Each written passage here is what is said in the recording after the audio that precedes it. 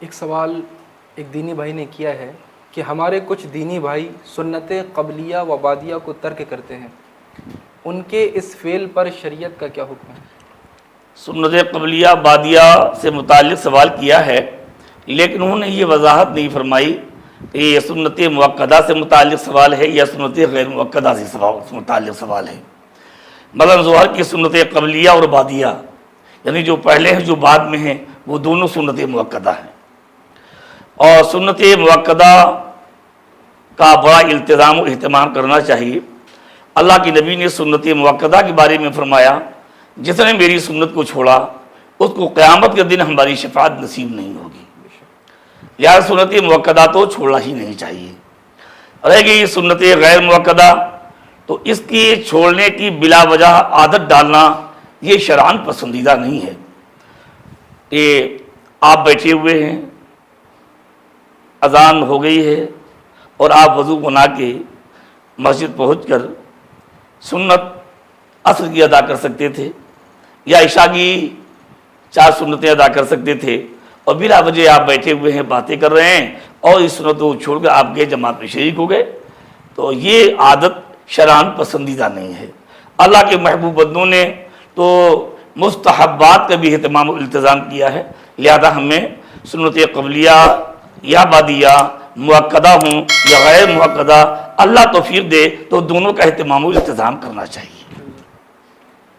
ایک صاحب نے سوال کیا، روزے کی حالت میں ہم وضو کرتے وقت پانی منہ میں نہیں لیتے، اس ڈر سے کہ کہیں پانی حلق میں نہ چلا جائے، تو کیا ایسا کرنے سے ہمارا وضو ہو جائے گا؟ اگر آپ بالکل کلی کرتے ہی نہیں ہیں تو یہ آپ کی روش اچھی نہیں ہے۔ حالت روزہ میں غرغرہ کرنے سے منع کیا گیا ہے، کلی کرے لیکن غرغرہ نہ کرے تاکہ پانی حلق تک پہنچ کر نیچے نہ اترنے پائے۔ شریعت نے مطلقاً کلی کرنے سے منع نہیں کیا ہے، اور وضو میں کلی کرنا، ناک میں پانی چڑھانا، یہ سنت مؤکدہ ہے۔ لہذا اگر کسی نے کلی بالکل کی ہی نہیں، منہ میں پانی ڈالا ہی نہیں، تو وہ اس سنت مؤکدہ کی برکتوں سے محروم ہوگا۔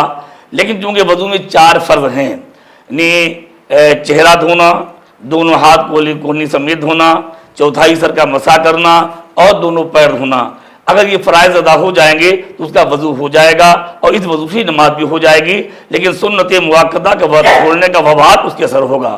لہذا اگر یہ غلطی ہو رہی تھی تو آئندہ اس کا اہتمام کریں، آئندہ یہ غلطی نہ کریں، کلی ضرور کریں، بس غرارہ نہ کریں۔ کیا تہجد کی نماز بیٹھ کر پڑھ سکتے ہیں؟ تہجد کی نماز ایک نفل نماز ہے اور نوافل بیٹھ کر پڑھنے کی اجازت ہے، بلا عذر بھی بیٹھ کر پڑھنے کی اجازت ہے۔ لہذا تہجد کی نماز اگر کوئی بیٹھ کر پڑھے گا تو نماز ہو جائے گی۔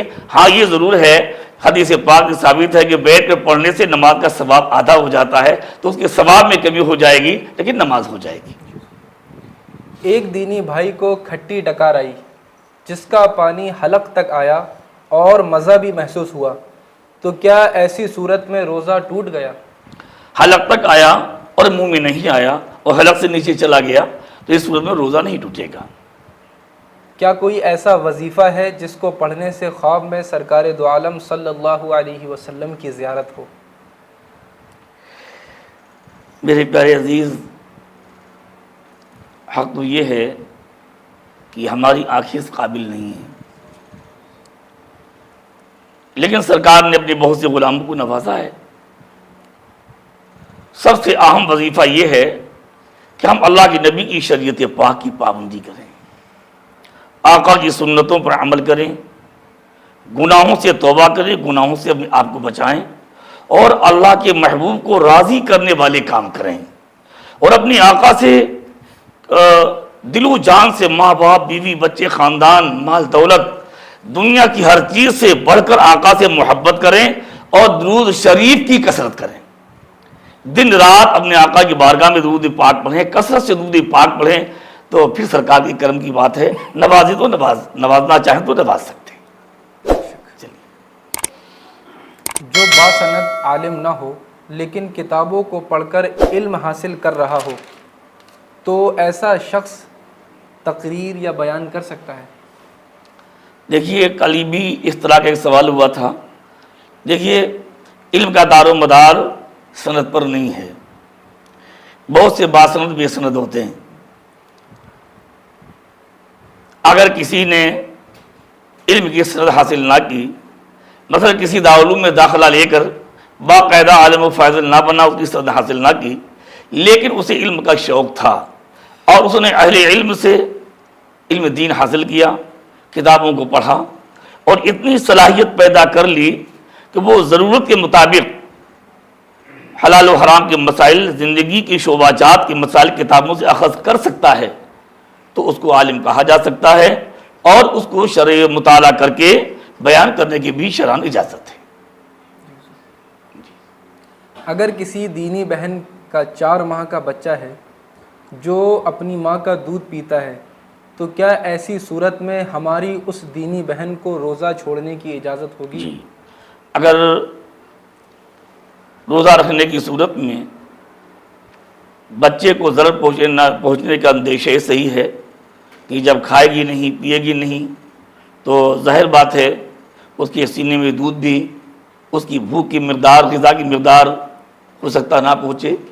تو ایسی صورت میں اگر بچے کو ضرر پہنچنے کا اندیشہ ہے تو ہمارے فقراء نے ان کو روزہ چھوڑنے کی اجازت دی ہے.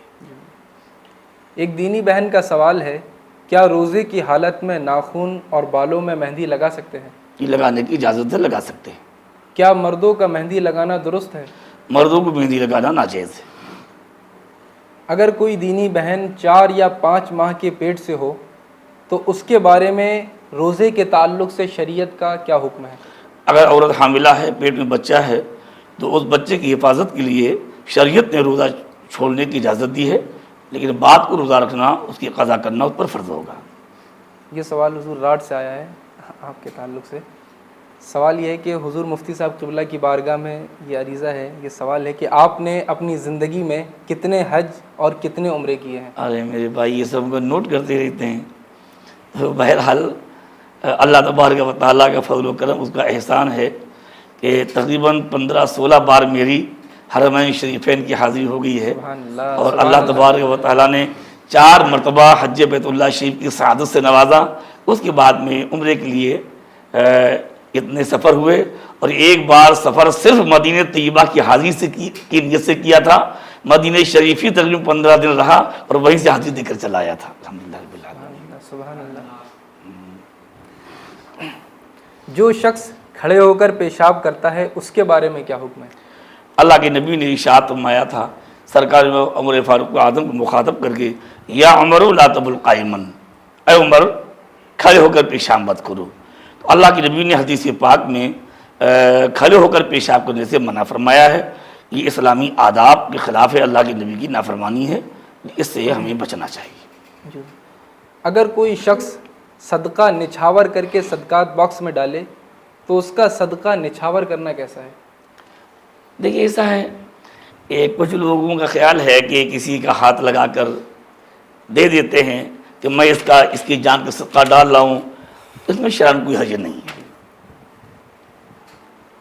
مسجد کے فرش پر کوئی ایسی موٹی قالین یا فوم بچھی ہو جس کی وجہ سے نمازی کو فرش کی سختی محسوس نہیں ہوتی، تو ایسی صورت میں سجدے کا کیا حکم ہے، ہوگا یا نہیں؟